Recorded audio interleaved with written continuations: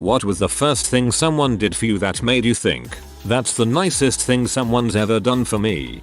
As a teenager, I delivered papers. I was walking around early one morning delivering the news during the winter. I was completely stupid that morning and didn't look at the weather report. 30 below wind chill, snow blowing everywhere, and I forgot my gloves. I thought, frick it, I'm young, I'll just muddle through and warm up later at home.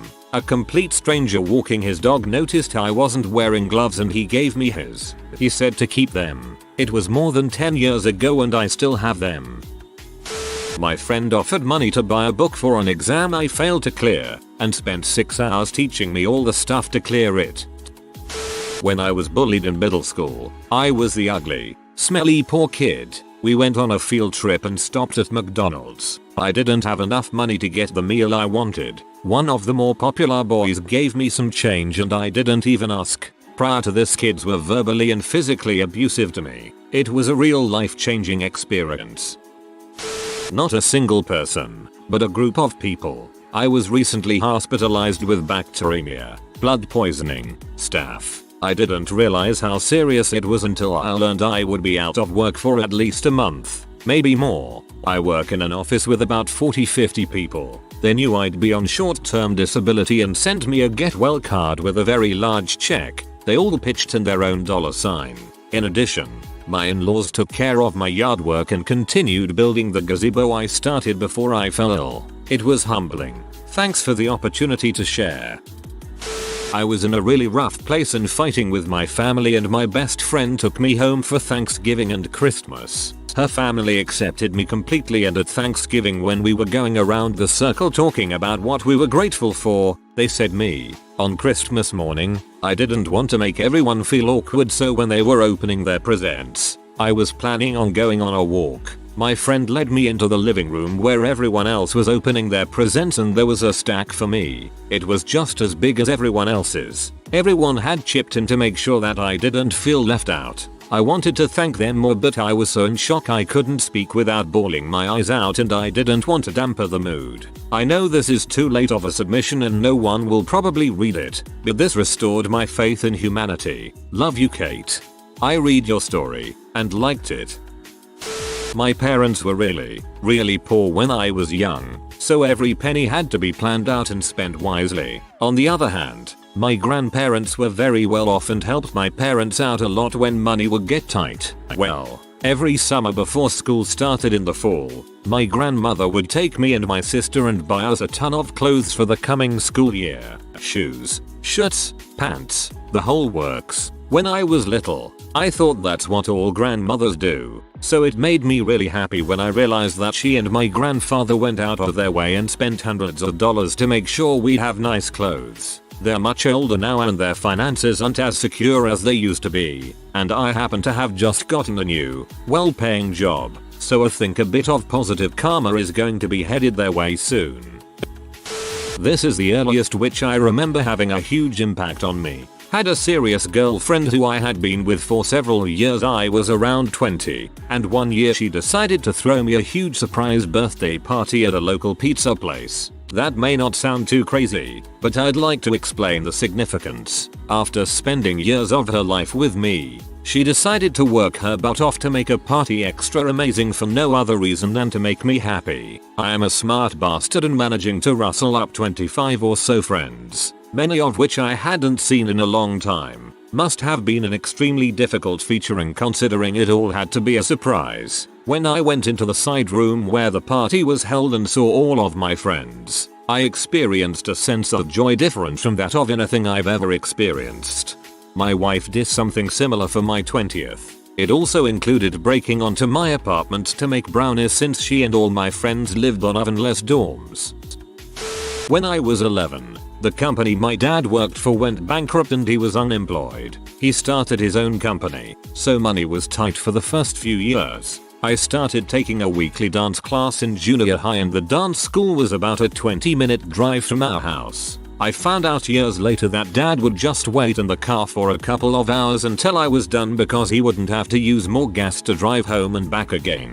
So he would sit in the car, often in the cold, and read a book until I came out.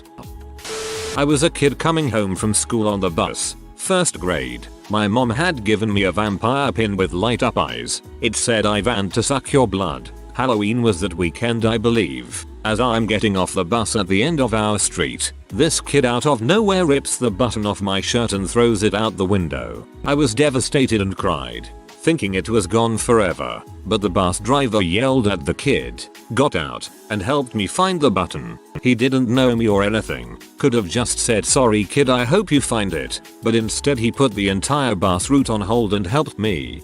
I bet everyone else on the bus hated that kid. My oldest son was born 3 months premature and spent over 100 days in the NICU before finally coming home for the first time. I burned through all my vacation time from work while he was in the hospital, so I had none left by the time he was released to help my wife get acclimated to having a baby with ongoing medical needs at home. Word got around the office that my son was being released, and the SVP of our division asked me when I would be taking off from work. I replied that I had already taken all my vacation time. No you didn't, he said. You didn't take any of it. Then he called HR and made it so. 9 years later and it still chokes me up. What a ledge. If you get a job with a great boss, life seems much better. I had the hardest time finding a job and no one was hiring. All I needed was a chance. I did some volunteering and turns out that I met a big executive from a big company. She gave me that one chance that I needed. And now, here I am working for the company and finishing university. I can't thank that person enough. She was the only one that gave me a chance.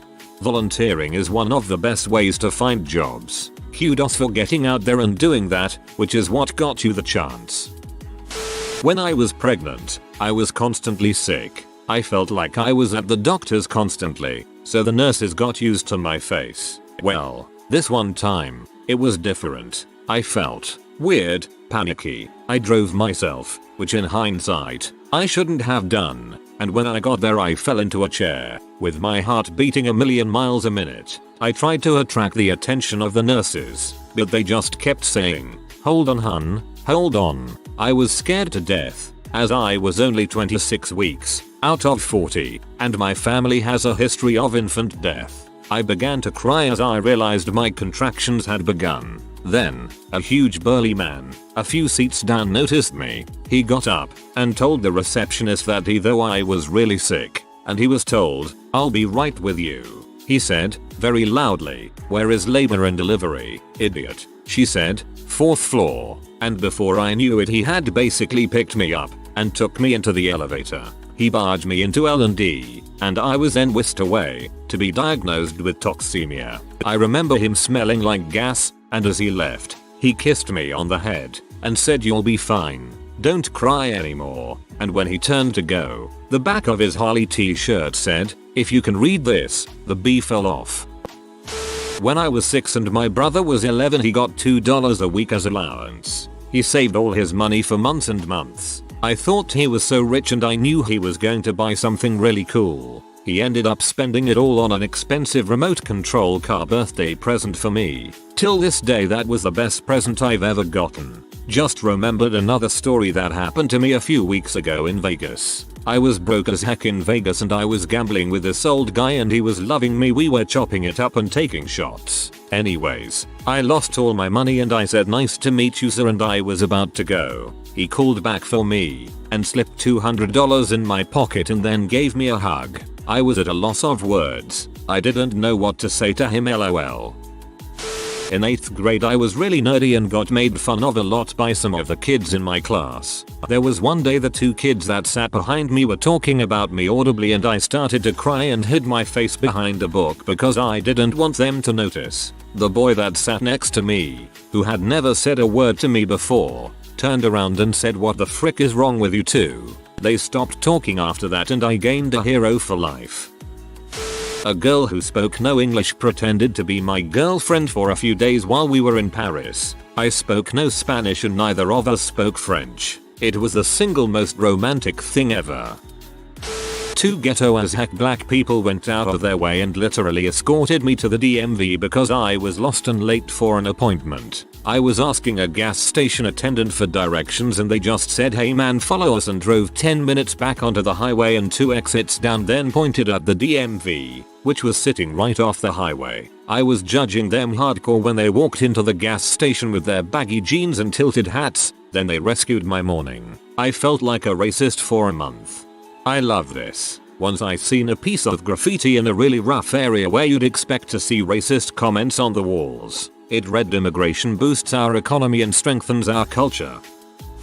First thing I recall as most important. As a kid I was really shy and introverted with basically no friends. A guy who I sat next to in history class comes to me and basically over the next months guides me, step by step, on social behavior. Introduces me to a lot of new people, basically taking me everywhere he goes. I owe basically all my social skills, which are not a lot, to that guy. As a matter of fact, I owe him more than I could ever imagine. One of my best friends now. I hope to repay him tenfold someday. Actually happened today. I was recently in a car accident and my car is unrepairable. A friend gave me his car today because he brought a new one. This is someone I have known for about 10 years, but really only started talking to him once he got on Facebook. Today was the first time I have ever spoken to him on the phone. Words cannot describe how grateful I am. This is something very small, but at the time, it really did mean the world to me. So I fell victim to teenage love, of course. I was devastated when it failed. I've always suffered from depression and was pretty cynical, so I wasn't feeling so hot at all for a while. Well, one day, after hiding myself in the bathroom and crying during the passing period, I was walking over to my next class when I heard someone call my name. It was a boy who I had known since elementary but never spoken to. To be honest, I was shocked that he even knew my name, but he called to me. I looked up and stared at him, and then he gave me a genuine smile and a wave. It stunned me, and I smiled and waved back. I know that someone smiled and waved at me is pretty lame, for that's the nicest thing someone's ever done for me. But when a teenager is seriously down in the dumps, it's the small things that really count. That boy taking the time to let me know that someone cares just made my day. I honestly get that. Sometimes the small gestures are the most important ones. This wasn't the first thing to happen, but it was the first thing that came to mind. I was never a really popular guy, but a few of my friends who had been around since childhood had slowly climbed the social ladder and kind of dragged me along with them. One day I was dropping one of them off at a party and carried a slab in for him. As we got inside, the host, who was just one of those guys who everybody knew, was like, "Hey, you're sticking around, man." Apparently I was welcome there. I stuck around, met so many people, and my now girlfriend. I thank that guy almost every time I see him. In 5th grade my parents got divorced, mainly because in 4th grade I was homeschooled and my mom was really mad that my dad wouldn't help with anything, so I ended up learning almost nothing. Anyways, I was pretty upset about it, and to this day I only have 2 people I can actually call my friends, so I didn't really have anyone to talk to. One day we were playing dodgeball in PE, and some jock wannabe butthole bullies beat the crap out of me. They punched me in the nose and stole my shoes. I sat in the girls' bathroom and cried for a really long time, but no one came to look for me, so I cried even more. Later, a girl I didn't really know walked in and asked me if I was okay, then gave me a little Minnie Mouse keychain saying she got beat up all the time by those same boys too. She moved away 2 years later and I haven't seen her since. That was probably the nicest thing another girl has ever done for me to this day, though. God, what kind of butthole beats up a 5th grade girl? Well, in 6th grade, I got put into a 6/7 split class with like 3 other 6th grade girls and 1 other guy.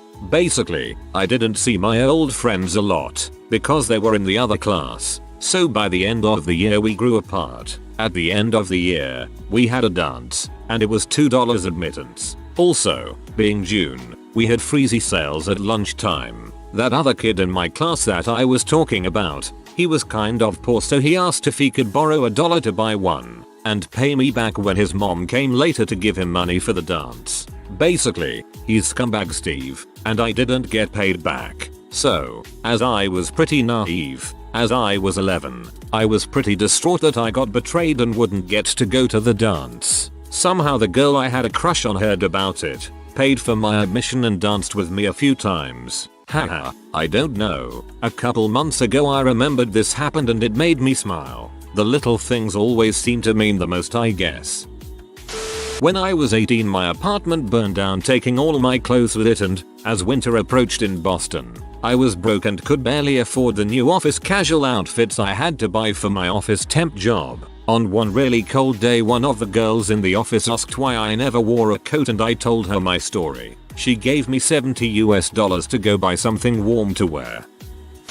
Freshman year of high school I became really good friends with a girl who was always eating gummy bears. I told her how I always felt bad for eating them because they looked too cute. So she came to school the next day with a full bag of gummy bears just for me. Except she cut off all the heads so I could eat them with a clear conscience. No one has done anything so considerate for me before.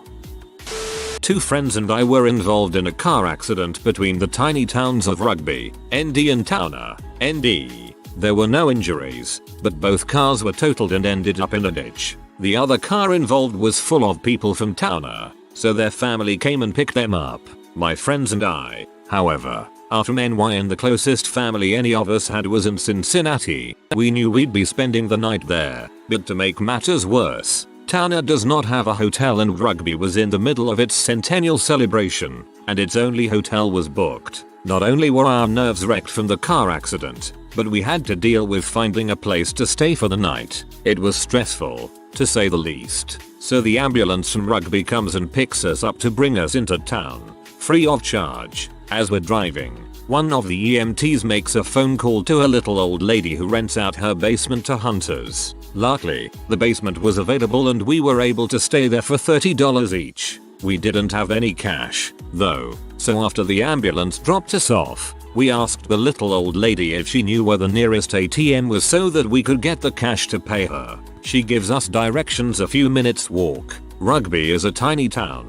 And then, after knowing her for less than 5 minutes, mind you, she hands her car keys to me and says, "Here, you can borrow my car. You seem like nice boys." Basically, the entire community came together to help a group of strangers in need. I live in Harlem in NYC. Needless to say, people aren't quite so friendly and trusting around here. My mind was blown. When David Foster Wallace died, my wife printed out all his uncollected works and made them into a book for me. He was my favorite author. Mrs. Uglipan's stupid face sounds like a good partner. I didn't speak to anyone in high school, mostly because I had just moved from the city, which was racially diverse, to Long Island, which isn't really diverse, and I'm Asian. So I was pretty upset. First day, some broad asks if I knew karate, complete with hand motions. So come senior year, I had very few friends. I was in a chemistry class and we had group work almost every day. My nightmare. There was this kid who hung out with the douche-why popular kids. Douches because they were arrogant fricks who thought annoying teachers in stupid ways was the cool thing to do. But he was pretty quiet and polite. One day, my regular group didn't really want me around, so I just stood there. That kid looks at me and goes, "Senor Manicolo, do you not have a group to work with?" I shake my head. He smiles and asks, "Want to be in my group?" I had to hold back tears because the way he asked me was so freaking sweet. Nicest kid, I swear.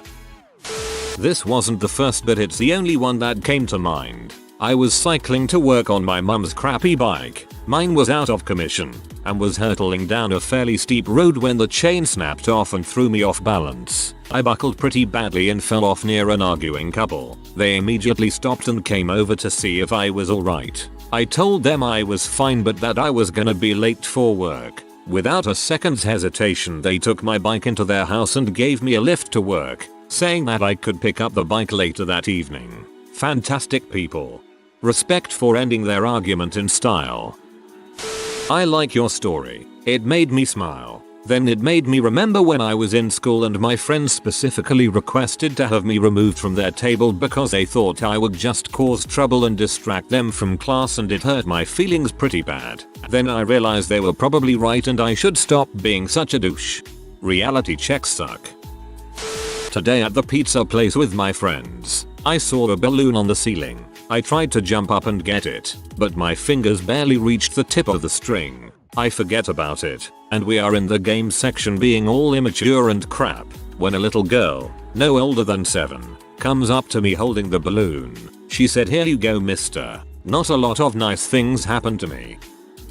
My girlfriend and I went to this really good Texas Mexican bar a couple years back. It is our favorite place, but it is a bit pricey, so we only go a couple times a year. Now this place puts your updated bill in front of you every time you get another drink or food item. So we are sitting at the bar. At this point we had already ate and were now just working on margaritas. The bartender never put the updated bill down after we had ordered another round. So I start telling my girlfriend that sometimes bartenders miss drinks on the bill. It is very rare, but when it happens you must take full advantage of it. So we keep drinking and I am trying to calculate how much our bill was going to be. I was guessing somewhere in the $80, $90 range. Turns out that the guy sitting next to me at the bar never talked or looked at him once. Paid our entire bill plus tip. Hence why the bartender never dropped the updated bill. It was already paid. He told the bartender not to let us know until he had left, so I never got a chance to thank him. Since then I have paid for people behind me at toll booths, paid for beer for people behind me in line at Red Sox games, and a couple of weeks ago I was backpacking it in the White Mountains and hooked a couple hikers up with some free dro. Way to pay it forward, with interest.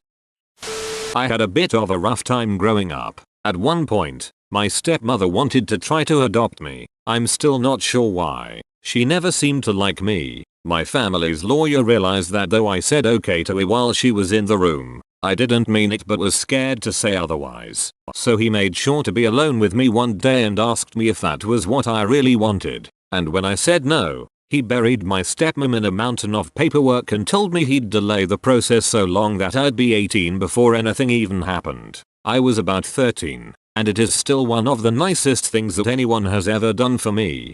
We have so little control over our destinies, or even the ability to speak up about it, when we are kids. Bravo to that guy for seeing your distress, and acting on it. I was pulled over for speeding. I decided to be nice because I was actually speeding. The officer walked up and asked me if I knew why I was pulled over, and I answered with a smile I was speeding and I agree that I deserve the ticket that you are about to give me. That's what I get for not paying attention, with a little laugh on the end. She took my license and was in her car for about a minute and came back and said, "Thank you for being nice. You are free to go and you are not getting a ticket because you are the first person to be nice to me all week." She turned around and walked away. I screamed thank you and went on my way. Now that was an amazing feeling. TLDR. Be nice to a cop and you may not get the ticket. Be nice to a cop in general. It will pay off eventually. Think about it, you being nice to her put her in a good mood, so now she will be a little more lenient with people that day. Frick, be nice to everyone and it'll change the way things happen in this world. Kill people with kindness. This might not be the first time someone did the nicest thing anyone has ever done for me, but it stands out as the one that means the most to me. In my graduating year of high school, I was a youth writer for my city's big newspaper. The high school I went to was built in the 1960s. The architecture was unusual and quirky and the interior was painted with bright colors and swirly patterns. I loved it. And toward the end of the year, just before I was about to graduate, I interviewed the kids at my school to find out what they thought about it. I wrote a story about it and it ran in the paper. Because I'm a good journalist, I included all of the various viewpoints and opinions, not just those who agreed with me. So yeah, some of the people I interviewed thought it was ugly, but I thought I made it pretty clear that it was their opinion, not mine. Unfortunately, my article caused quite a stir at my school. Mr. O, my favorite English teacher, came to me in the hall and told me he was very disappointed in me, that he had thought I was a better writer than that and that I lacked integrity. I was crushed. A few days later, a response to my article ran in my high school's newspaper, basically calling me out and telling me that if I hated my school so much, I could have gone elsewhere. Everywhere I went, my schoolmates and teachers shat all over me and my article. I couldn't believe I was going to graduate high school on that note, and I was devastated. And then Mr. D, my really geeky art teacher, saw me sitting on the floor at my locker, crying. He bent down and told me that he disagreed with all of the commentary that was going around, that he thought it was a funny and well-written article and I should be proud of myself, that I should keep writing and not listen to what everyone else was telling me. I will be forever grateful that he did that. I used to work fairly early in the morning. About a half hour after I started, the Starbucks kiosk nearby would begin to start their opening operations. I would usually head over for a tea and chat for a few minutes with whomever was working. As anyone who frequents a Starbucks, I ended up having a crush on one of the girls working there. We'll call her Ashley. Ashley always makes me laugh and is oh so easy to look at. This particular morning, they were a bit behind schedule, and I had an appointment due to arrive shortly. I ended up having to leave without my tea in order to be on time. Ashley and her boss were extremely apologetic and I laughed it off, telling them it wasn't a big deal and that I'd stop by later. Towards the end of my appointment, Ashley walks into my store with my tea, made exactly the way I like it, not that it's complicated. 2 packets of honey, but she remembered. It absolutely made my whole morning, week, really. I've since moved and barely see her anymore, but we keep in touch sporadically, and this story still makes me grin. Very cute. If you are new to the channel, you can subscribe. I publish new videos every day. Until then, check another video.